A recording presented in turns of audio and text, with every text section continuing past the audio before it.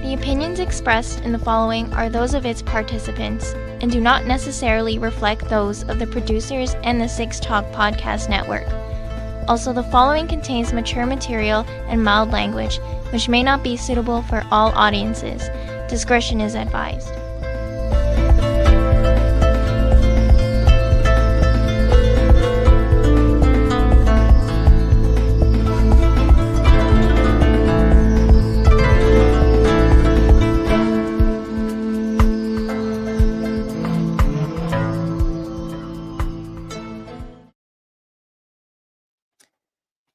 Well, we're just, I'm still recovering from the stream from last night, just for reference. This time around, though, I got, well, you see if you're watching the video, you can see the nice little avatar here.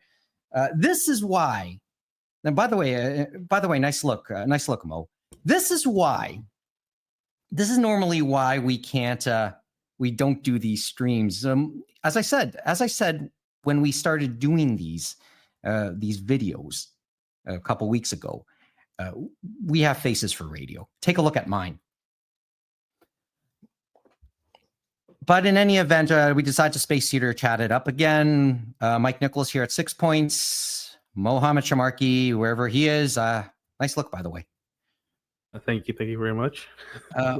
Well, if for anybody watching on YouTube, it's just two static images. One static image and then just Mo. Look, as I said, still recovering from last night. So, and by the way, as mentioned a couple weeks ago, this is, we've been like, I wanted to talk have a chance to do space heaters with the other roundtable regulars. And maybe this is an interesting night. Oh, this is a perfect night to have Mo do this. Because typically when we're doing these, whenever Mo comes on, we're probably watching some sort of current events thing or a sporting event all at the same time. And what better sporting event in the dead of winter than a hockey game? Currently, the Toronto Maple Leafs as we're taping this, are playing the Vancouver Canucks. And after one, they are down 1-0. Updates as we tape. The classic East versus West. Who will prevail? Toronto, yeah. Vancouver, well, Canada.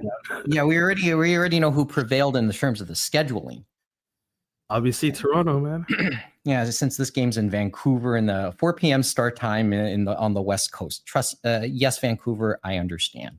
As a Torontonian, I get it. So it's a perfect. But as I said, when Mo's around, this is kind of perfect. Last time we did this, I think we were. Well, what were the other sporting or current significant current events we did as you and me taped, Mo? Might have been a basketball game or a baseball game or a soccer game. Soccer game also true. I think there was a Euro at one point or World Cup. Or it could have been a World Cup game. And then of course the Toronto by-election for the mayor back in 2023. Got to keep it relevant. Exciting. Something exciting has to happen while I'm on one. Yeah, how that election happened, that was awesome, actually. Oh man, that's another story altogether. Okay, so as I said, we're still recovering from a bunch of things last night. The stream. You have a quick impression of the stream? I've been getting feedback over the last 22 hours from that very first stream. You have a thought though, or did you watch any of it? I liked it. I obviously didn't watch it live. I watched the VOD afterwards, but I liked it. Mm-hmm. Yeah. So that's it. No, obviously the tweaks will just be self-evident as they go along. Exactly. And the more you stream, the better it'll get. For a first stream, it's pretty nice. For first stream, I mean, I gave a damn about leaving a good first impression. I'm not totally sure if it was, but we tried. I mean, privately, you've expressed a few things, mainly on the audio. Oops, mainly on the camera angles too, I guess, right? I should turn that off.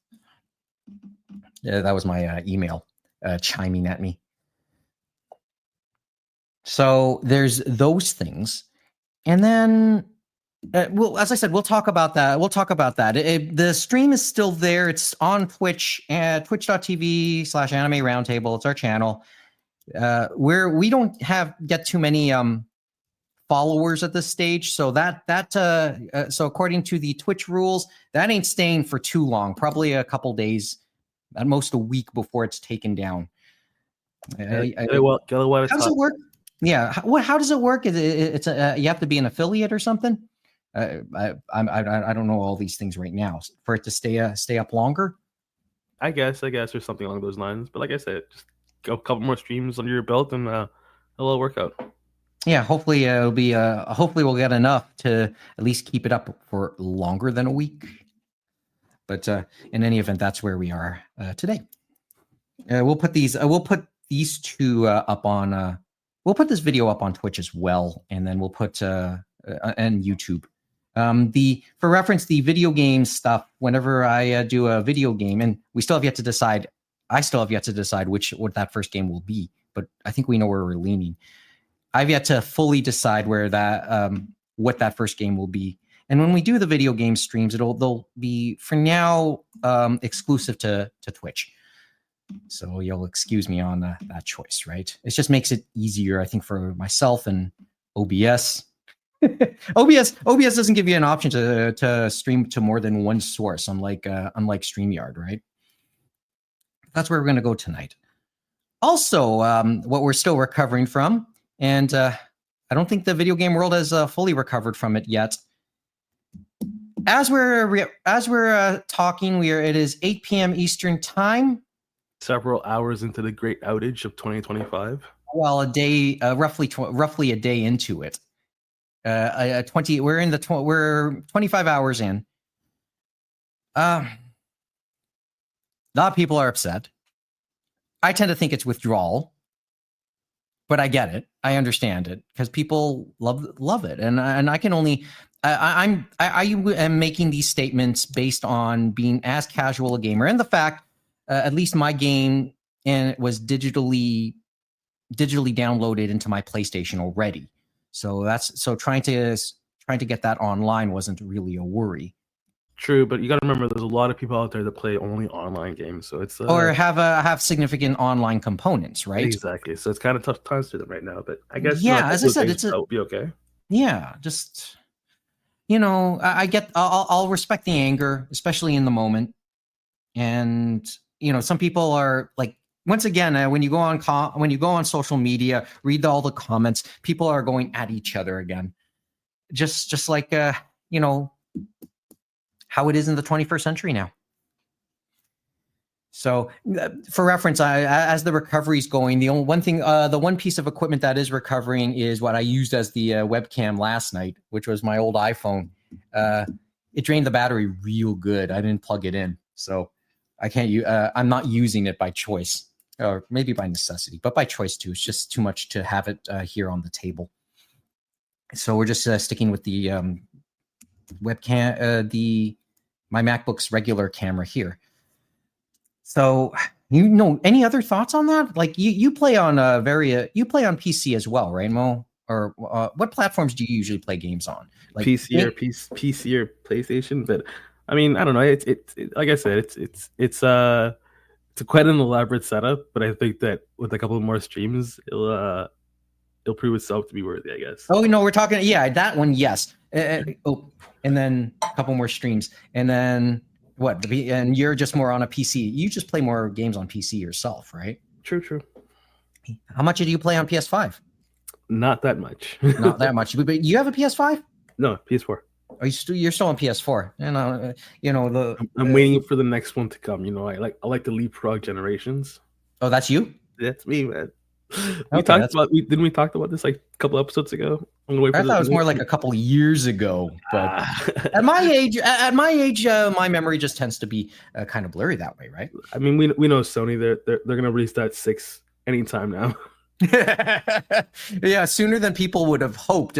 Probably. What's the latest? Thinking there, people are thinking 2026. 2026, exactly. Yeah. December 6/26, right? summer of 26.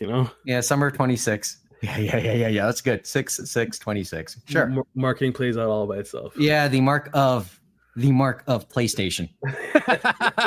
The mark of the PlayStation. That's what it'll be. 6/26. That's a good segue into what we're gonna be talking about today. Yeah, actually, it is. Okay, so let's start the whole genesis of this thought. When did Colors Within go into theaters? January something or another. Yes, January something. I think what is it? 24th. Okay, the January 24th. That's when Colors Within went into theaters.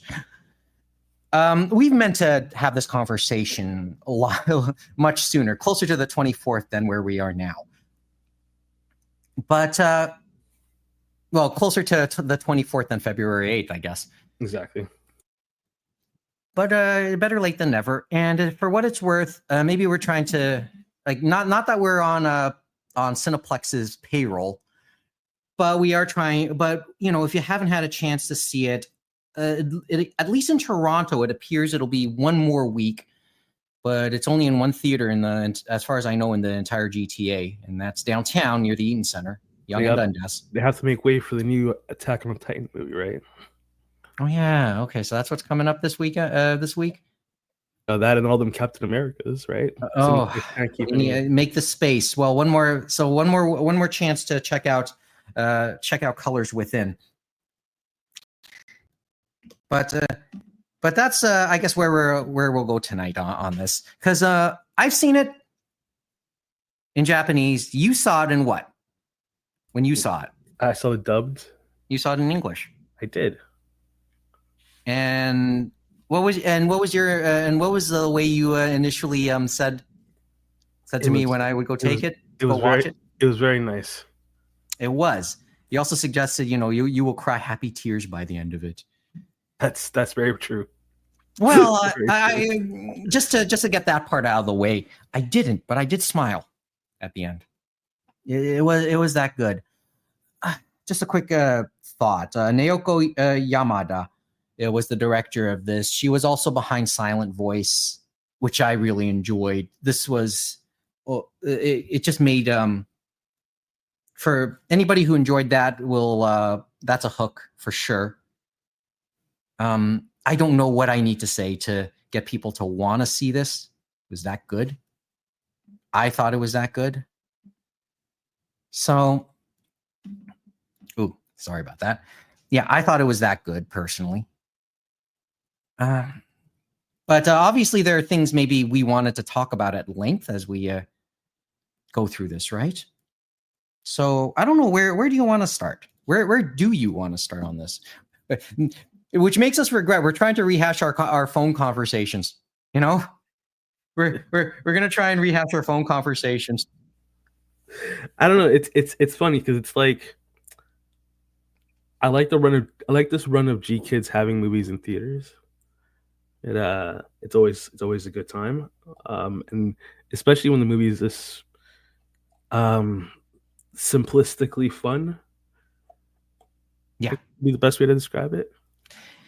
Simplistically fun, yeah, and maybe you don't have to really think too much. It's really just a one shot. It's not related to other things out there. You don't have to really come in having to see something else beforehand. So, i.e., a feature in the midst of a television series. Although that's always. Go ahead. I was going to say there's no world building. There's no prequels or sequels or side characters. Mm-hmm. The limitation of the cast makes the story just that much more better. Yeah, and to me, like the perfect movie, if you're going to use that scenario, obviously you want something that still would serve as a good entry point. Just going back to the whole idea of doing a movie in the midst of a television series, just a good entry point so that people that could something that could cater to both veteran viewers or people who have already seen previous episodes, previous installments, and then anybody who can just pick up and get and not feel lost themselves, right? And the perfect version of that would be also get them curious about anything else already, right? But that's not the case with this movie. It was just a single shot feature. Really, there's nothing else related to it. I think a manga is presently being serialized based on this movie, and I don't know if there's an English translation set at this point. So that's worth noting. The thing is, I know you sent me a Reddit after we had watched it, right? Yeah, I also like I want to say the discourse that this movie is giving. It seems to be pretty positive. Doesn't seem to have anything negative to say about it, and I think that just adds to the simplicity of it as a whole. Yeah, I mean, what did I say? You remember what the Twitter I put up yesterday? Moody, but what's the heartfelt? Word? Heartfelt, right? That's exactly what I said. That's how I personally described it. And Moody, I think a lot of people describe it that way. It's very heartfelt. It's very heartfelt. Certainly on that side. Also, I think the Reddit post you gave me it encapsulates a lot of feelings about it really easily. The whole it's basically a story around the Serenity Prayer. Look, three main characters: Tatsuko, Kimi, Rui. Starts with Tatsuko and Kimi, who are go to an all-girls Catholic school, and it basically the whole story surrounds what's referred to as the Serenity Prayer, and it's recited throughout the movie. God grant me the serenity to accept the things I cannot change, courage to change the things I can, and wisdom to know the difference. You know, it's funny. That is a large part of the movie. Like one of the three characters of the movie that I guess you could kind of call her the main character because of her powers and whatnot. Mm-hmm. But honestly, you can remove that entire story, and I think the story of the other two is so much more impactful to the overall story of the movie that makes it as good as it is. Yeah, I get it. I mean, she's like Tatsuko comes across as the main character, but her trials and tribulations, like as I said, all three of them would seemingly have a version of this prayer to be living with at the moment. And I guess there's spoilers and maybe there's some mild spoilers in some of this, right? All three of them would have a version of this prayer to be dealing with, but the issues Tatsuko seems to be dealing with are not as pressing as the ones that Kimi and Rui ultimately are dealing with. So, I mean, when you put it in those terms, it's just that I guess I can see a version of it, and maybe having said all of that, I think others who have seen it may say maybe grasping a little bit to see it, but to me, Tatsuko had a version of the prayer to be living, right?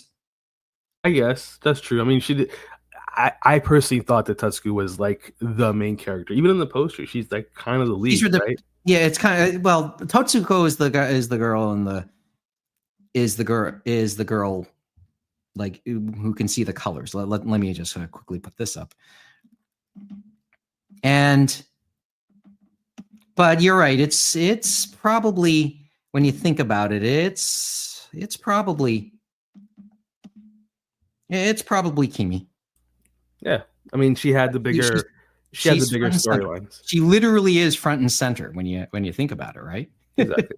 So, but there's how it looks in the photo. The various promotionals will put Tatsuko or Kimi front and center. I have to kind of look at some of the other promotional stuff, right? So, like, yeah, no, never mind. I take that back. Yeah, a lot of the promotional material you will see probably puts Tatsuko front and center in all of this. So, not Tatsuko, Kimi front and center. Absolutely. Tatsuko is the heart of the story, I guess.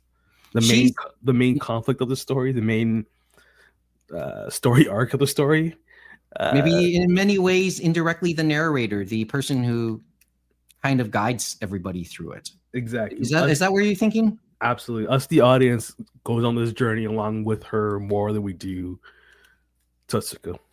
More than we go with Totsuko is the girl with who can see the colors. Exactly. We tell the story through kind of with her, but she kind of guides us to telling Kimi and Rui's story, right? Exactly. So from left to right in this image, you see the guy Rui, you see Kimi in the center, and then you see Totsuko on the keyboard.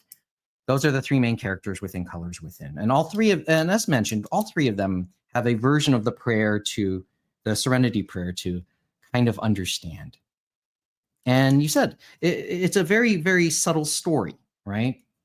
I mean, the impression I got after watching through the movie was it basically said to me, there was so much potential for a huge conflict at any point. And as I said, they all had various issues. Do we want to go through a few of the issues right now? So sure, let's set it up. Yeah, so Totsuko has what's the there's a medical term to describe what Totsuko has, right? So Totsuko synesthesia, right? Synesthesia. She hears. No, she doesn't hear. She sees people in different colors. There you go. Yeah, but that's a scientific term. But that's how she sort of describes it, and in many respects, she kind of is stumbling through life at that to this point. In many respects, she stumbled through life. And one key thing about her is that while she can see people's own colors, she can't see her own. And maybe there's what? How do you put it? In many ways, she's trying to find an identity in that. Which I honestly didn't really add anything to the movie. It's like a put upon thing that she's dealing with. Yeah, it's okay. I can see, and I can see why you seemed so more drawn to Kimi and Rui in the end, right? Compared to Totsuko. I mean, their stories actually felt like stories, problems felt like problems. Yeah, but yeah. So let's go through them. Kimi.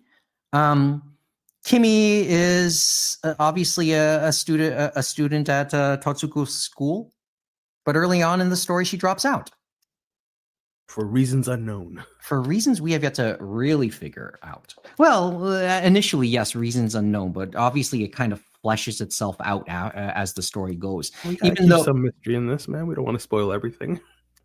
Yeah, well, for reasons unknown. Well, how much are we going to spoil, right? Because we sort of give you we're kind of giving a hint as to what to expect when watching the movie and what to and our own impressions as we watched it.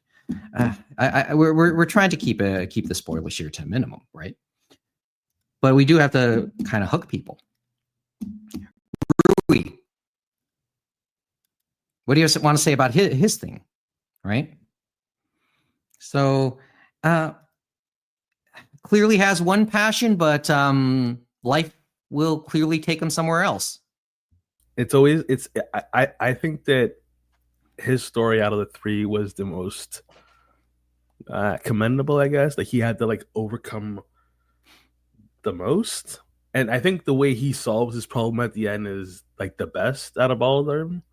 But in general, I think that he had the biggest challenge to overcome out of the three of them. A sense of obligation. Well, let's put it that way, I guess. Exactamundo, right? Yes. Yeah, he had to deal with obligations that he wasn't totally comfortable with, and that's how they all come together. They all have their anxieties. They all have their things that they're dealing with, right? Hence, accept the things I can't change, and they're where they sit in life is, in many respects, is inescapable at that point. But the courage to change the things I can was how they dealt with it and what they can do within all of it. So let's form a band, right? Let's form a band. Because that is the answer to all of our problems. Sometimes it's mind over matter. And that's all the story. And that's, I guess, the basics of the story. Basically, how they go about all of this, how they deal with life while getting together and meeting up to do any getting together to form their band, to write their music, to practice, etc. And just enjoy each other's time. And then the wisdom to know the difference. And I guess that's the real plot, right? They have to find the balance between the first two parts of the prayer. So that's, I guess, the basic story behind the basic premise behind Colors Within.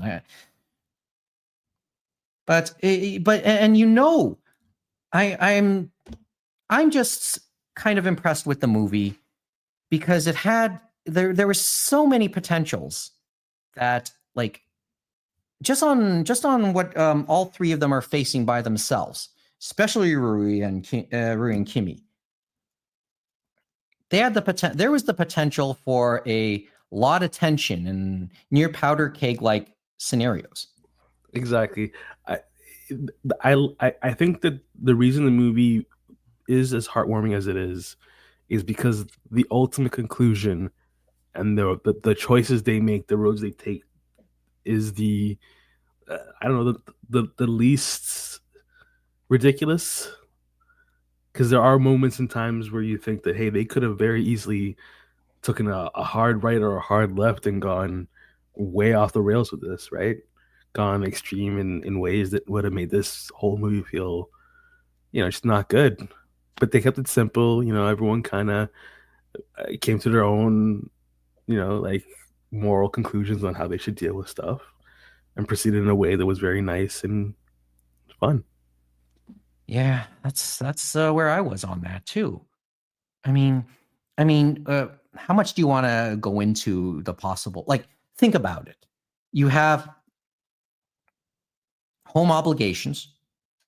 Like, those are clearly what Kimi and Rui faced. They had obligations at home with their families, and they weren't totally comfortable with it. They could have tried to. Is rebel a strong word? A proper word to use here? I was going to say rebel is the exact word to use, especially in Ruby's case. He could have rebelled so hard, but he didn't, and I think that's ultimately what made the whole thing feel so good at the end. Mm-hmm. And then just keep in mind, this is the school that's depicted is an all-girls Catholic school, and it's a boarding school. Totsuko lives in the dorms. She does very much, and she very much is guarded, especially among the nuns that serve as her teacher. So you wonder, she's more than capable of making a slip up. You knew that there would be a slip up at some point that could put her at odds with the nuns, with the teachers, and happily, I guess, and this is a slight spoiler, it never turns out that way. And I get it. It's like, it's the church.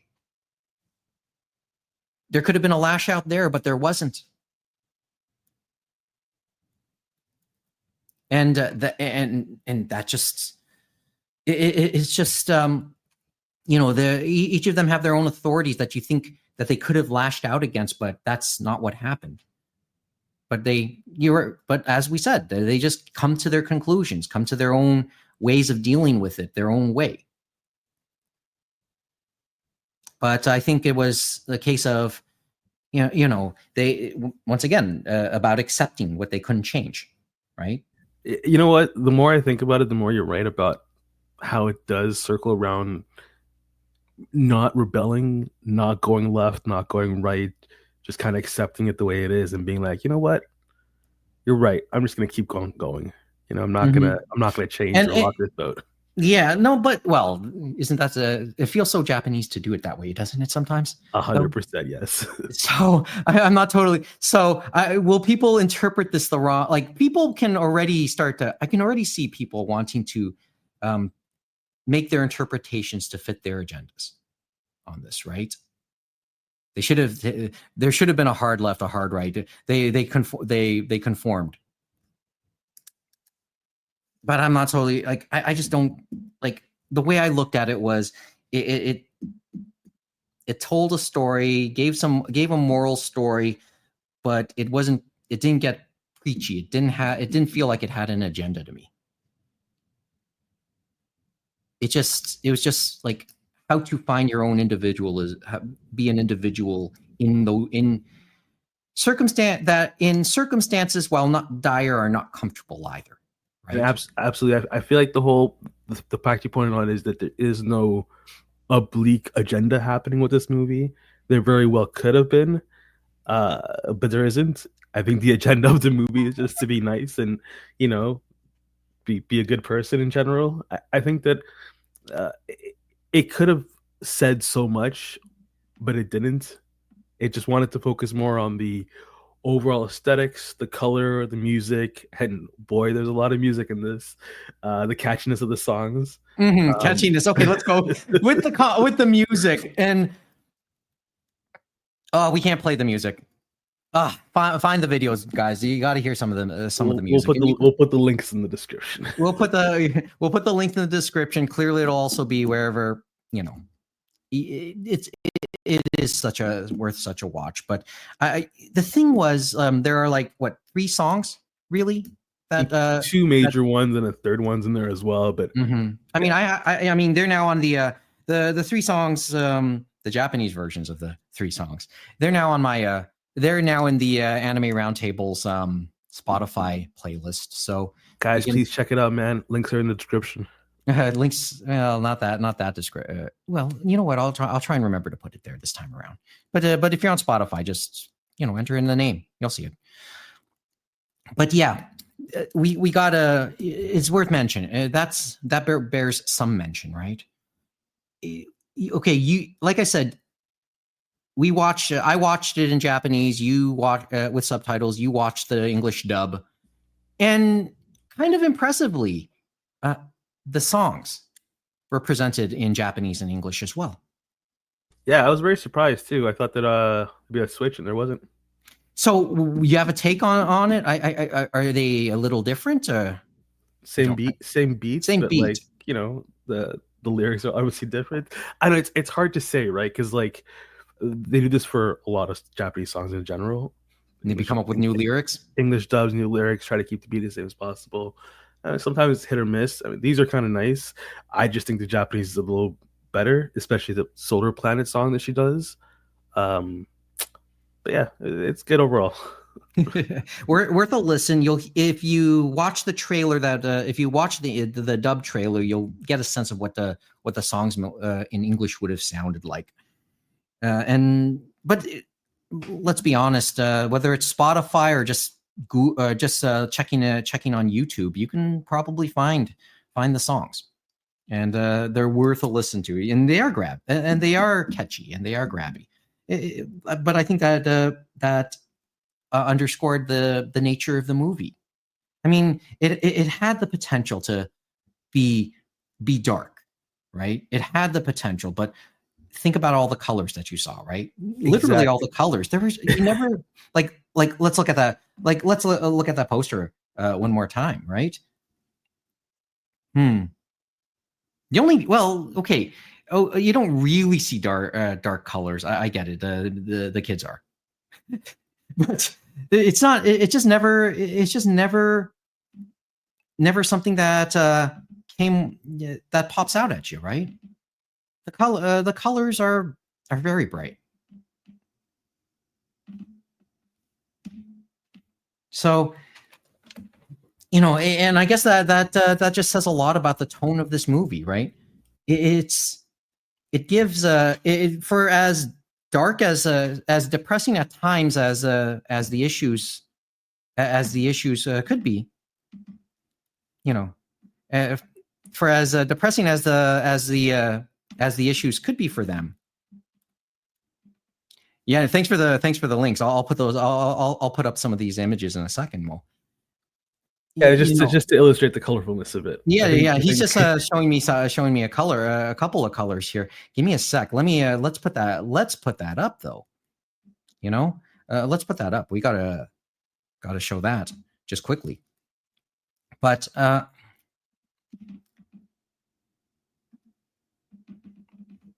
stop. I'm still learning how to do this on the fly. Well, we'll share one screen. But there it is, right there, right? Oh, sure. This looks like what? Looks like the French poster. Is it the French poster? Tout color. It's on IMDb, I guess. I think it's the French one. Mm-hmm.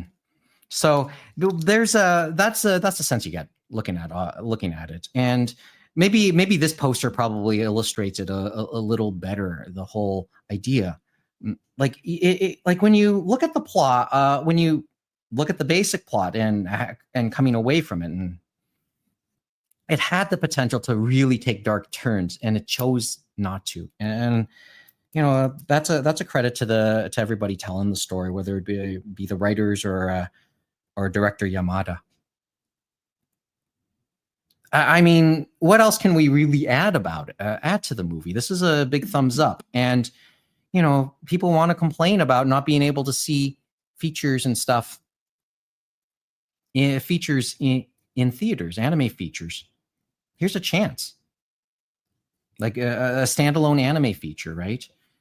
And I think what G Kids is doing with their partnership and pushing to have more of these movies in theaters is very very good. And especially with original stories like this, not everything has to be the Attack on Titan or the Demon Slayer movies, Yeah, but that's coming back next week, right? Exactly. To go head to head against Captain America. Although, can you imagine if Captain America lost? That's where I was about to go. That's where I wanted to go with that. Well, because the lead up, I don't know. I'm just not reading reading the most flattering stuff in the lead up to the premiere of that. But let's focus. But once again, let's focus on the positive, right?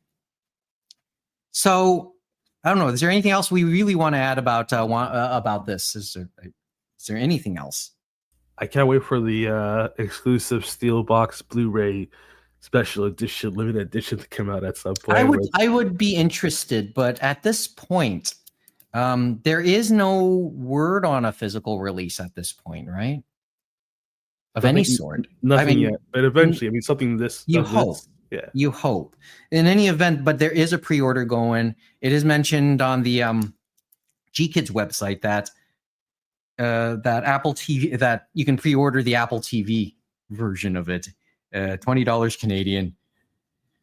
I guess.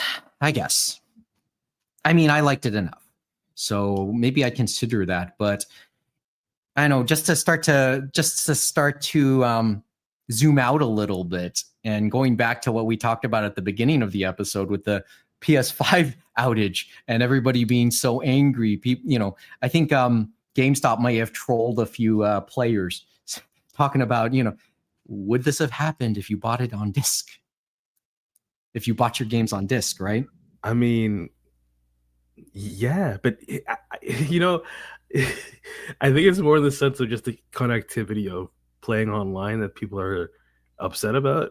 There's a lot of online only games. I mean, look at all those Marvel Rival people or the Overwatch people right now. They can't get on there, can't get on and play. Yeah. Well, and then further to the point, further to all of that, discs don't have the whole game on it.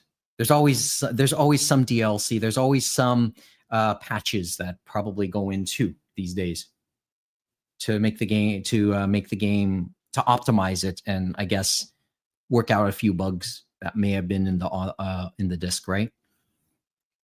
I suppose. So you're not. maybe maybe there's a bit of an overstate as to the power of physical media at points as well. But on the topic, yeah, at this point, Colors Within, there doesn't seem to be a physical release just yet. We'll stay tuned on it. Do you know G-Kids, how good G-Kids distribution would be in Canada? I know James would have a better sense of this. He's not here, but he's not around tonight. Unfortunately, I do not have the knowledge that James has in regards to who does, right? But we're letting him enjoy the night. So anyway, I really cannot add much else to this. Just once again, just to underscore it, Colors Within, probably in theaters in most places in Canada and the US for another week. So up until next Wednesday, or up until Thursday. So if you have a chance to see it. That's about all we can really add. But yeah, it's still in a bunch of theaters. It's always good to support movies like this in general, especially good ones like this that are highly reviewed well. I mean, it's got like a 90-something% on Rotten Tomato. People, it seems that when people watch this movie, they enjoy and like this movie. Yeah, we'll put up the let's put up that poster one more time in French. Yeah, it's yeah. Yeah. Well, once again, it's still Colors Within remains in theaters for another week. Check it out while you can.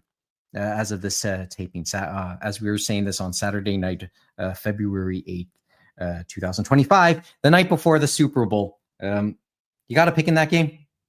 Yeah, it's going to be another good old Chiefs victory, Less than 7 points? 7 points or less? I don't know. I think it's going to be like 40-something, 20-something. It won't be close. It'll be a big blowout. Well, you think it'll be a blowout this time? I think what's more important and what everyone's going to be talking about on Monday isn't the fact that the Chiefs demolished the Eagles. It's that the Kendrick Lamar officially squashed the beef with Drake, brought him up on stage with Lil Wayne, and they had a big old surprise. Hey guys, no more beef. We're all good. And they all sing the song together.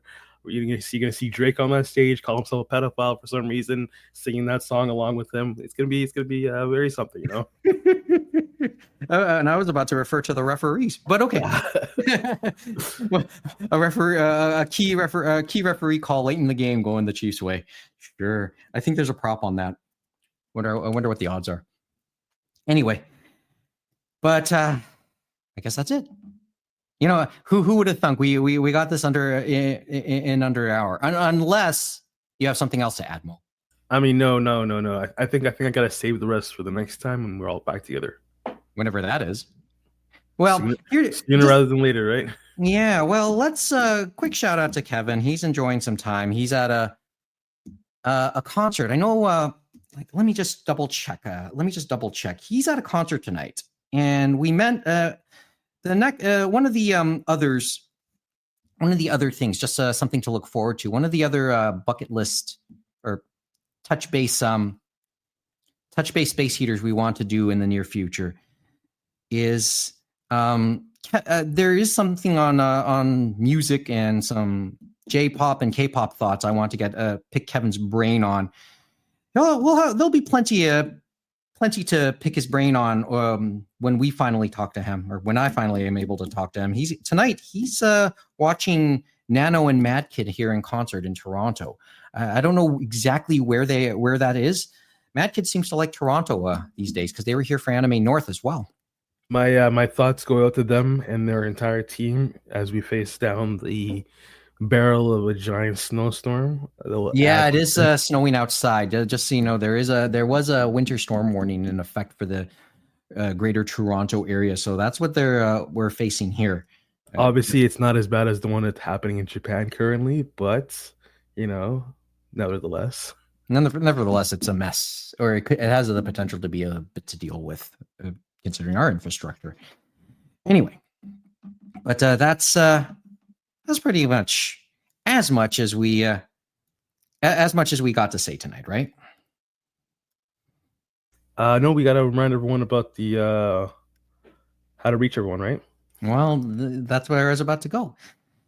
So that's about it. You made it to the end of the space heater. Let us know where you think, wherever you're watching or listening to this. AnimeRoundtable.com. And if you're seeing this on YouTube, give us a thumbs up. It'll greatly help us and the show as a whole. And do yourself one final favor. Give us a subscribe on YouTube, a follow on Twitch, and a bookmark wherever you get your podcasts. That way, we'll definitely see you back here next time. Thanks for watching and thanks for listening.